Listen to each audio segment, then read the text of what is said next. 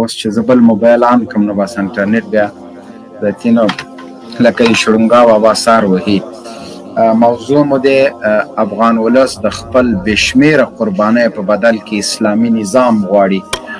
مونږه د دې قربانیو په بدل کې چانه اپارتمانونه، بنګلې، مځکې او شیونه نه غواړو، صرف اسلامي نظام. ځکه مونږ پوهېږو چې د مونږ سر او مال، اقتصاد، هر څه په اسلامي نظام کې خوندي ده. د اسلامي نظام دپاره هم د روسانو په وخت کې چې افغانستان ته راغلي، افغانستان اشغال کړی، خلکو خپله وینه تویه کړله، خو متاسفانه د هغه قربانیو په نتیجه کې رهبرانو ونه شو کړی چې افغان ملت ته یو اسلامي نظام یوه نمونه وړاندې کړي. اوس د روسانو د امریکایانو د اشغال نه وروسته چې دوی به افغانستان پرېږدي، افغانستان به خپلواکي اخلي. د دغه خپلواکۍ او ازادۍ نه وروسته موږ چانه شی غواړو نه، اسلامي نظام غواړو. او ډېر د تعصب جای خو لا دا ده چې اسلامي نظام په بدل کې د اسلامي نظام د غوښتلو لپاره د داسې یو چا سره چڼې وهل کېږي چې هغوی په خپله د اسلامي نظام چغې وهي او دا خبره کوي چې د کابل ګوډاګۍ اداره اسلامي ده. ولې د طالبانو د غوښتنو په وړاندې خنډونه جوړیږي؟ ولې سرې کرښې راښکل کیږي؟ ولې ټول افغانان نه یو کیږي؟ دغه پدیده چې اشغال ده، د هغه زیږنده ګوډاګۍ اداره ده، ټول مخ نه ورته اړوي. امریکایي اشغالګرو قواو ته نه وایي چې له افغانستان نه ووځئ، دا خاوره زموږ ده، د دې خاورې واکمنان موږ یو. 20 کاله د امریکایانو غلامي، د امریکایانو دپاره د عام ولس افغانانو وژل. نن خو دغه ملت دومره حق در باندې لري، دغه ملک خو دومره حق لري در باندې چې پس له دې چې 20 کاله تا غلامي وکړه، نو دغه ملت چې تا معاف کوي د دغه په بدل کې خو د طالبانو له دغه دریځ سره یو ځای سئ. خنډونه مه ورته جوړوئ چې هغوی په هېواد کې د اسلامي نظام غوښتنه کوي. اسلامي نظام د ټولو افغانانو هیله او ارمان ده. د دغه اسلامي نظام په خاطر باندې زرګونه لکونه قربانۍ ورکړي دي. د زرګونو په تعداد اتلانو خپل وجود پورې بارود تړلی دي. هغوی تر شا یو وصیتنامه پریښې ده چې زموږ له وینو سره به خیانت نه کوئ. دا چې د دې په خاطر قرباني ورکړي چې ثمره به اسلامي نظام وي، د دې د وینو په بدل کې به اسلامي نظام قایمیږي. دا قرباني د دې په خاطر اتلانو او سرښندونکو غازیانو نه ده ورکړې چې د ده د وینو په بدل کې به د ده د وینو په بدل کې به نظام دلته دیموکراسي او جمهوریت جوړیږي. هغه چې د بدن وینې تویې کړي دي، هغوی چې په خپلو غوښو په هډوکو باندې د ناټو ښکر ورمات کړي دي، نو د هغه بدل اسلامي نظام ده. او په هره طریقه چې کېږي اسلامي نظام مونږ غوښتونکي او دا ملت غوښتونکی ده. دلته دیموکراسي او جمهوریت شرمېدلی ده. کرغېړن جمهوریت او کرغېړنې دیموکراسۍ له غرب نه څو تالیسټي او فلبرایټان مونږ ته دلته واکمنان کړي وو، کله وزیر، کله والی، کله مرستیال، کله یو خوا او کله بل خوا. 20 کاله چې امریکایانو په B-52 کې د ګوتو په شمار 500 کسان راوستلي وو، له اولې دیموکراسۍ نه تر ننه پورې هماغه په موږ واکمنان دي.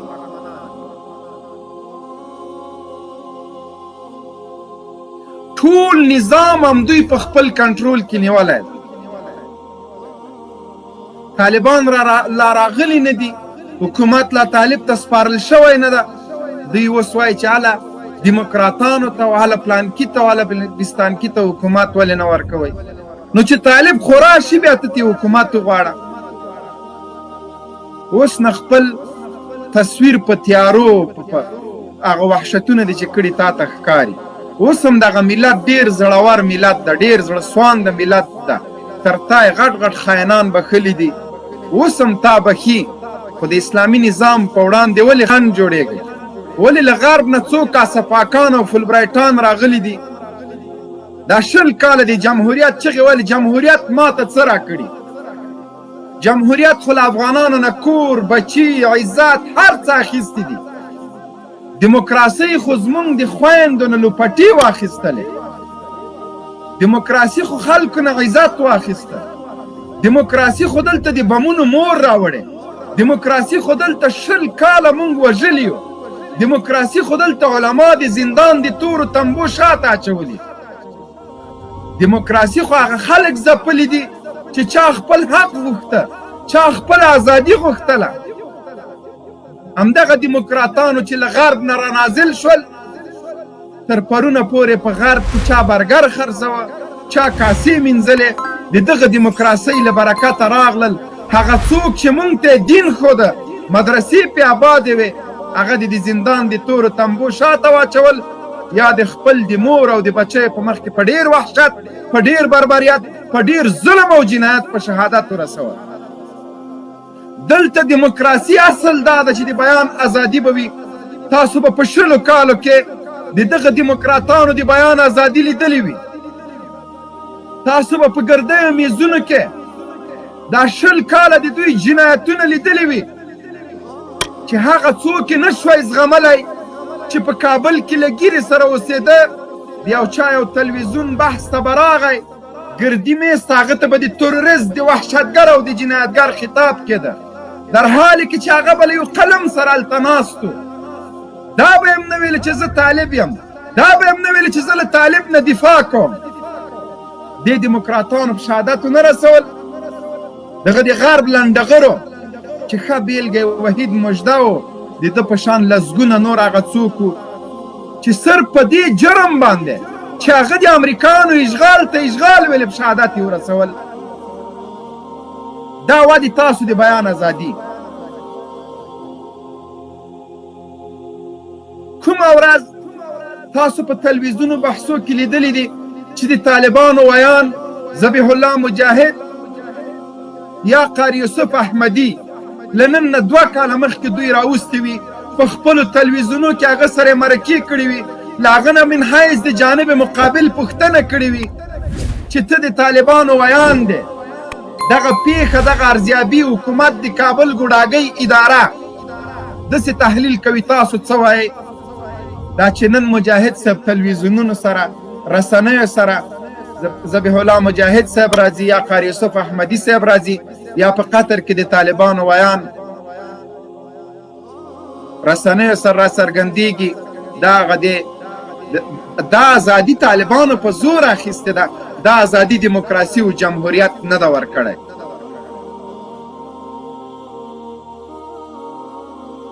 خو که تاسو دیموکراسي دلته راوړی وای، په دیموکراسۍ کې مونږ نه وای بربنډ کړی، زمونږ ګیرې مو نه وای شکولی، مونږ مو د زندان د تورو تنبو شاته نه وای اچولی، په مونږ پسې په 3 لکه د ناټو فوجان نه وای راوستی، خو دغه دیموکراسي به مونږ در سره منلې وه. په نورې نړۍ کې دیموکراسي خلکو ته سوسیال ورکوي، بینیفیټ ورکوي، 100 رقمه نور شیونه ورکوي چې ودرېږه دغه سړی خوندي واوسي، که کار نه کوي تا ته سوسیال درکوي. همدغه دیموکراسي دلته د ما د خولې مړی اخلي.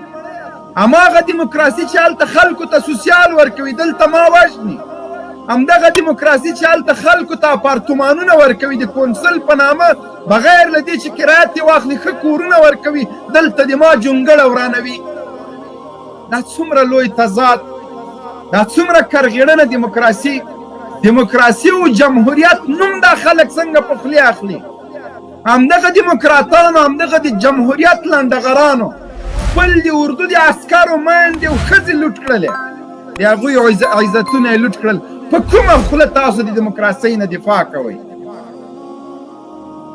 په پارلمان کې ناستو وکیلانو تاسو ته وایم، نور به ماړه شوي یاستئ، نور مو د غیرت شیبې دي، راشئ پورته شئ من حیث یو افغان. په پارلمان کې غږ جګئ، خپل حقوق وغواړئ، د دغه افغانانو حقوق وغواړئ. دغه د غرب نه راغلي لنډغرو ته ووایئ چې نور ځئ. د کابل په ګوډاګۍ ادارې کې څوک وزیران او والیان او مرستالان 20 کاله مو د امریکا مردارو ته خوله نیولې وه، اوس د اسلامي نظام په وړاندې خنډ مه جوړېږئ، نور د افغانانو وینې مه تویوئ، نور د دیموکراسۍ د حقوق په خاطر، خپل د دې په خاطر چې ته د په مزو کې د هلمند او خوست او پکتیا او پکتیکا، قندهار او بدخشان د میندو خویندو ماشومانو وینې مه تویوئ. تاسو به دې ملت ته بیا په کومه سترګه ګورئ؟ د روسانو نه وروسته پاتې شوني خلقیانو پرچمیان هم همدغه کول. هلته د روسانو پاتې شونی نجیب ګاو نه عبرت واخلئ چې وروستی انجام یې څه شی سو. هغه هم همدغسې سوله ویلې، لیکن سوله د سولې په وړاندې خنډو له کابل نه به یې لونا مزایلونه خوشې که خوست او قندهار به یې پې ویشته، له کابل نه به یې سکټ مزایلونه خوشې کړل، د مظلومو هېوادوالو وینې به یې چونګړې پې ورانولې. شاهین صاحب. بله جنرال صاحب. بله لینک ولیږم قاري صاحب دی ښه ودې زه لینک نشم لیږلی، مطلب ما ولیږم قدرمن شي. مونږه انټرنیټ داسې ده لکه د شړنګا بابا ایمان، زه لینک هم نشم لیږلی. نو ملګرو یس صحیح شه، لینک صفحه کې مو اچوه. نن زه پوه شولم چې هغه څوک چې ما غوندې قوي انټرنیټ نه لري. شاهین صاحب دا دومره وخته خو مونږ وروره اروپا او افریقا او یا بل ملک کې و انټرنیټ مو داسې و لکه دبی. اوس چې د افغانستان انټرنیټ وګوري او دا نور وګوري بیخي سړی حیران پاتې سي. کرزي په دې خاطر چې د طالبانو بیرغ د قطر په هیواد کې جوړي هغه کېږي نه منم. ولې نه منې؟ هلته طالب بیرغ جوړ کړی دی، خانه دې خرابه سي. نن هغه د بیا ټولو نه بهر سرناستي اوښکې هم تویوي، خبرې هم کوي. ته به وایې دا یې رښتیا ده 18 کاله داسې خپلواک څوک پاتې شوی ده. هی نو هی افغانستانه څه غلو خاینانو ته پاتې، دغه چې له یو بایک سره راغلي دي له دې یو بایک سره به ځي. هغه څوک چې په دې افغانستان کې اوسېږي هغوی ته زه حیران یم. شړنګا بابا خو وایي ما هېڅ شی نه دي کړي، یوه زړه کورتۍ مې ده، بس دا به واغوندم او زه چې شي کتاب به لیکي. کتاب ولیکه چې خوله د خلک در باندې ماته کړي. ته به کتاب کې ولیکې څه شی؟ همدا به لیکلی چې ونه په خره څنګه خیږي، د توپ مرمۍ را وخړوه، د توپک میله وشړنګوه، او اوس خو یې دا نور هم پسې شروع کړي دي. اوس کابینه یې چې لګلې هغه هم په پارلمان کې همدغه اپلاتې ویستلې. همدا به وایي چې نه منم، همدا به د تا کتاب به ټول همدغه اپلاتو نه ډکي. کتابونه لیکئ طالب جانه، مخکې له دې چې راځې د شړنګا غم وکړه، که کتاب یې ولیکه بس کار هم خرابه ده. کتاب لیکي ځکه را دې خپل همغه امریکا ته مخکینی کسب او کار دې شروع کړه، ډېرې به دې وهلې وي. بله رولاګۍ لبنانۍ یهودۍ هغه څه بیا راسي. افغانستان کې د ښځو حقوق غواړي. کوم حقوق؟ خو نه اشرف غني کې غیرت شته چې له یهودنې سره یې واده کړی، نه په رولا غني کې غیرت شته چې له مسلمان سره یې واده کړی. دواړه بې غیرتان سره یو ځای سوي دي.